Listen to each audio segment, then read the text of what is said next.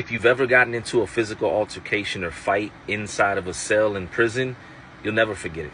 I would say hands down that this was one of the driving forces behind my PTSD, because after I got into my first fight inside of a locked cell where the COs were not coming to save me, etc., I knew that at any given time it could go left, and I had to live in a state of fight or flight while I was on the inside. This particular fight situation, physical altercation, would be with my cell partner. And there was no warning, no red flag, no nothing prior to this. There was no negative words exchanged, nothing. Just good old mental illness at play.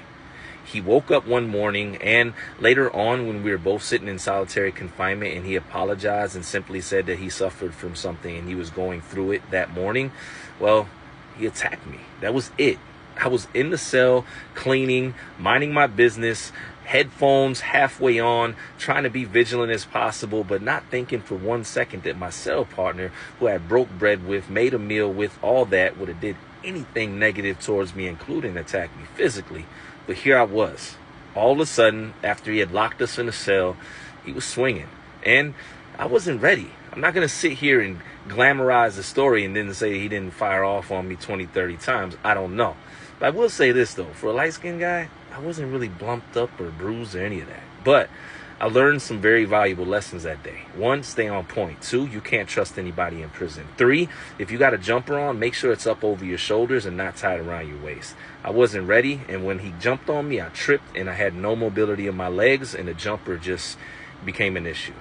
Nonetheless, the nosy guys in the pod started screaming, oh, they fighting and banging and looking in the cell door and doing all the things that you're told you shouldn't do when you're in lockup, but we were still at the jail. And the COs seen what was going on, and they came, popped the cell door, sprayed us with the mace, all that crazy stuff, and then broke it up. That was it. That was it. They cuffed us, and the adrenaline was still up, and I remember screaming into the pod to everybody, yo, that weren't nothing. But inside, man, I was scared. And I also knew that this was going to be a long journey and ride for me, because if I'm already getting into physical altercations when I'm not causing anybody problems with the jail, what's prison going to look like? And yeah, I got into more. Nonetheless, like I said, you will never forget that first time, man, when you get into it in that cell and it's locked, you hear that click, and you know it's going to be a minute before somebody comes get you. And let me tell you this, 3-minute rounds in professional fighting is one thing. Yo, a 3-minute round in prison with nobody to help you and other things potentially involved, it's a whole nother monster, man. Nonetheless, man, we're never glamorized in prison. We're not here telling war stories because we're trying to get attention. Nah, I hope you guys never go to a place called prison. Stay free. Peace.